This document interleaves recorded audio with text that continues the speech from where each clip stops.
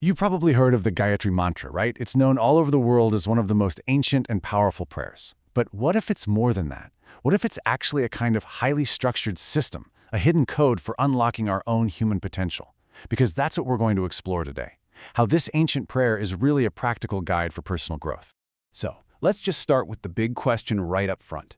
Can a mantra, a series of ancient sounds, actually change your life? It's a pretty bold claim, but, according to the spiritual science behind the Gayatri, the answer is a huge yes. Just maybe not in the way you'd expect. You see, the real secret isn't just about chanting the whole thing from start to finish. This source text we're diving into today points to this hidden layer, a kind of mystery that's woven right into its very fabric.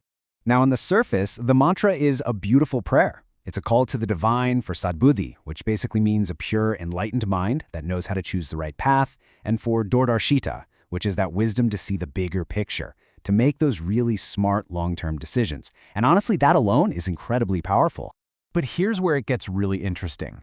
The source material shows us something much deeper. The real magic, the core teaching, is actually found when you break the mantra down. It says that every single letter is like a seed, a self-contained source of its own specific power and wisdom. So the whole thing is powerful for sure, but the individual parts, well, they hold the keys.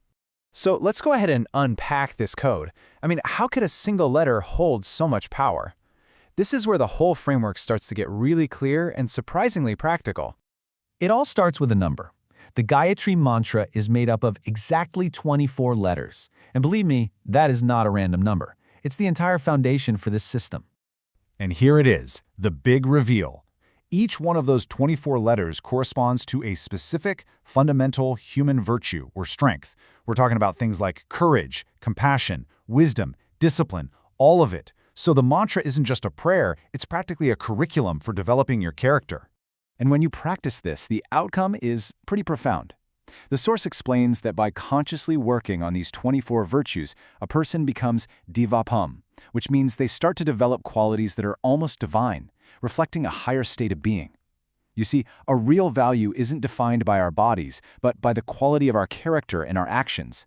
And that excellence is what brings success and the ability to help others. Now, I get it. This might sound a little bit abstract, but the source actually presents this as a kind of science, and it uses a really great analogy that makes it super tangible and easy to understand. Think about it like this. If your body is low on a certain vitamin, your health suffers, right? You might take a supplement or change your diet to fix that chemical imbalance. Well, the source suggests our personality works exactly the same way. A flaw in our character, like maybe a lack of patience or courage, is just a virtue deficiency. The treatment isn't a pill, but a focused spiritual practice designed to build up that specific quality. And that right there shows you the practical benefit.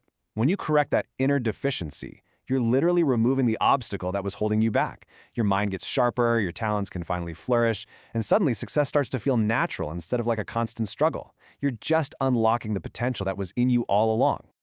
Okay, so you might be wondering, if we're treating all these different virtue deficiencies with just one mantra, how can one source of power create 24 different results? It's a great question, and the text gives us some really fantastic analogies to clear it up. For instance, think about milk. It's one thing, right? But for a wrestler, it builds muscle. For a student, it can help sharpen memory. For a yogi, its purity helps with meditation. The milk itself doesn't change. Its benefit is just tailored to the specific need of whoever is drinking it. Or, hey, think about money. Wealth is a single resource, but a business person uses it to invest. A philanthropist uses it for charity. A spendthrift, well, they use it for extravagance. The resource is the same. The outcome is totally dependent on the nature and the intention of the person using it. The source sums this all up with this really beautiful image. There's only one sun in the sky, but it creates countless different reflections on the surfaces of countless different waves. And in the same way, the one single power of the mantra expresses itself differently depending on the unique needs and character of each individual. This brings us to one final, really profound question. Is this whole journey about our own hard work, our own effort, or is it about getting help from some higher power? Is it effort or is it grace? So on one hand, you've got internal upliftment. That's the personal, conscious effort to work on ourselves, to build these virtues brick by brick.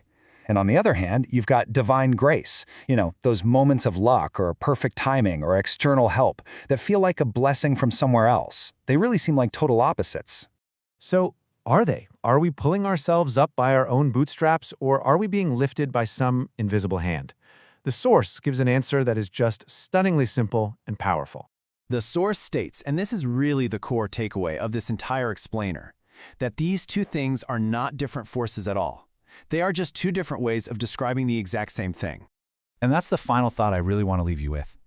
The personal effort you put into improving your own character, into growing these virtues, that is the divine grace. Your internal growth literally creates the favorable outer circumstances. The hard work and the blessing are one and the same. They're just two sides of the same coin, a coin that you hold in your own hands.